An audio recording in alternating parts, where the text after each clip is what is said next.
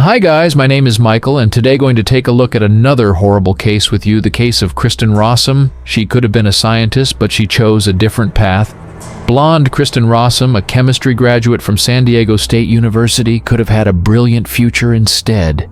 She is serving a life sentence in the Central California Women's Facility for the crime against her husband Ralph.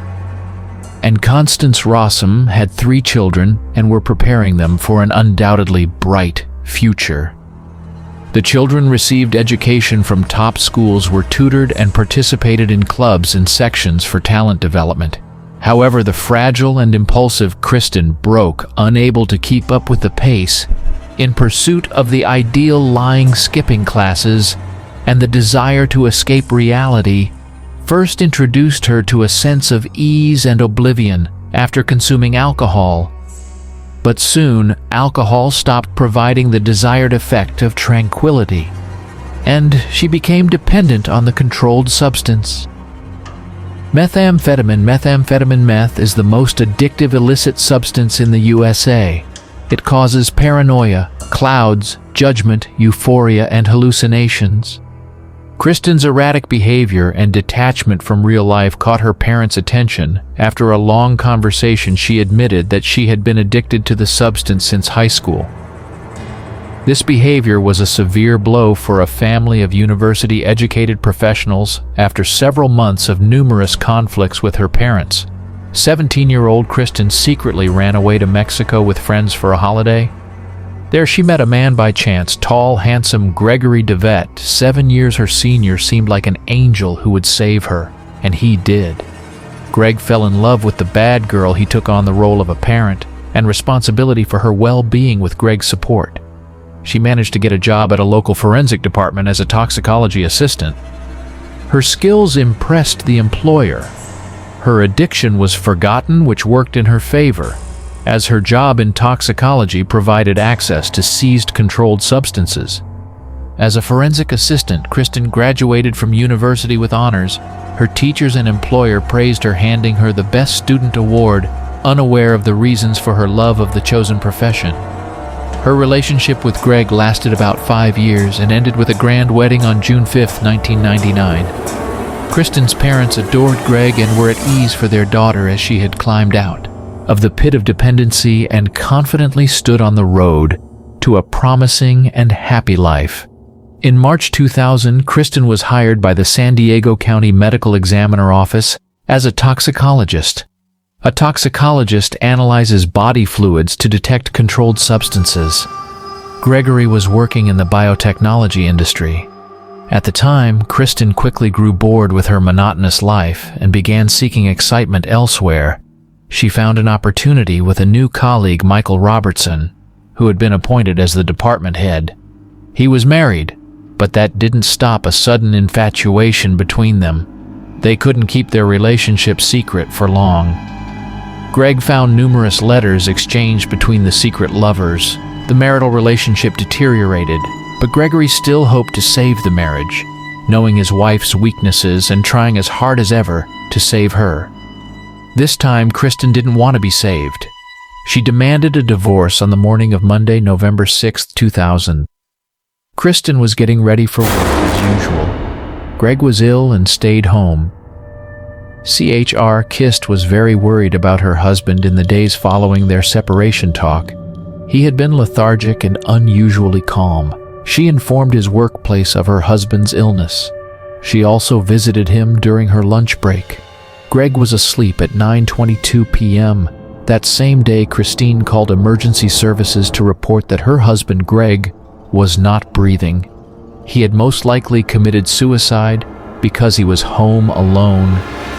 The woman cried into the phone and did not listen to the dispatcher instruction to examine the body and possibly administer first aid. Police officers and paramedics arriving on the scene at 10:19 p.m. pronounced Gregory Deviler dead. He was lying on the bedroom floor with his torso exposed, surrounded by scattered rose petals. The room examination suggested that Greg most likely consumed a lethal dose of several controlled substances Empty vials of powerful painkillers were scattered around, and torn wedding photos were found on his bed. During the interrogation, Kristin stated that she had, in such a sudden suicide, none of them noticed any changes in his character or mood. He had not shared his marital problems with anyone. Greg was so opposed to controlled substances that he would never have taken them. Soon, the relatives managed to stop the cremation and insisted on an independent autopsy.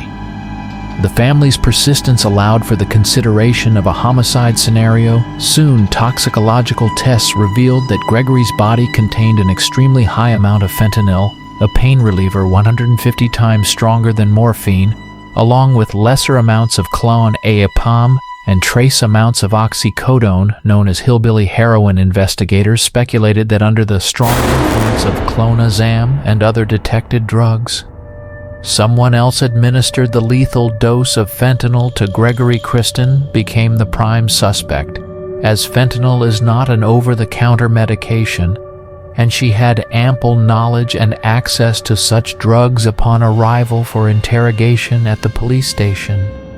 Kristin's emaciated, unattractive appearance and her doping behavior indicated her drug dependency. This was confirmed by her own statements on the day of Gregory's death. Kristin was inconsistent in her accounts. Initially, Kristin told paramedics that Gregory had not taken any medication, but later she changed her statement, suggesting he might have taken oxycodone at the hospital. Kristin told a nurse that Gregory might have overdosed on oxycodone. Oxycodone is similar in effect to base drugs. It can not only relieve pain, but also induce a sense of euphoria. It depresses the respiratory center, and without timely assistance, its use can be fatal. The police considered the possibility that Gregory died from an accidental overdose of cold medicine and oxycodone. In conversations with Kristin, they also learned that Gregory was very upset about their failing marriage, leading Kristin to tell the police that he ended his own life. This was another investigative avenue. They explored Lord. On November 8th, a colleague of Kristin's, Russ Lowe, called the police. He informed them about Kristin's affair with her boss. This information shifted the course of the police investigation, evidence of Kristin's connection with her boss. Dr. Robertson was found. The evidence included passionate emails they exchanged, as well as computer files and professional articles revealing Dr. Robertson's specialized knowledge of fentanyl. The criminal puzzle was coming together perfectly. It was suspected that Gregory became a threat to the lovers, as he knew that Kristin, with her access to the lab and controlled substances, was secretly using them, and Michael was covering for her. It was a premeditated crime. The challenge for the investigators was to prove it. During interrogation, Michael Robertson told detectives that he was aware of his lover's drug dependency. At that time, no charges were brought against the couple. They were both dismissed from their jobs for violating several rules during the investigation. Serious trouble for Kristin began in January, when police raided her home, finding traces of drugs and paraphernalia. She was arrested for the first time, but was later released on bail. The investigation progressed as new information emerged. This included Kristin's diary. During its initial examination, investigators hypothesized that it was written by Kristin not for herself but for an external reader, as a means of covering up and affirming her innocence while crafting the appearance of Gregory's perfect self-inflicted demise. On the day of her husband's death, she bought a rose in revealing lingerie, actions inconsistent with her distressed demeanor. Medical examination indicated that Gregory was unconscious for at least 6 hours before his passing, and his death could have occurred an hour or an hour and a half before it was confirmed. Additionally, a bruise around a needle injection site on the young man's arm was found. Its purpose in XE unexplained at Kristin's workplace. A shortage of the drug that led to Gregory's demise, as well as other controlled substances, was discovered. Police believed Kristin poisoned Gregory, administering fentanyl without his knowledge. The prosecution built its case on toxicological and medical data. With enough circumstantial evidence, Kristin was arrested, On June 25, 2001, and charged with first-degree murder after spending 6 months in custody, she was released on bail. The first trial soon commenced. The prosecution's main theory was the motive for the homicide.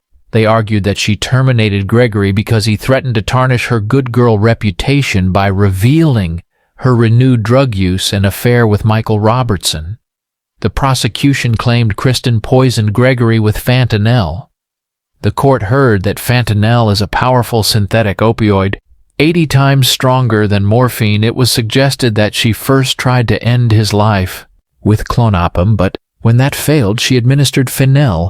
They also argued that she then staged the bedroom to look like Gregory ended his own life, tearing pages from her diary and placing rose petals and a wedding photo around his body.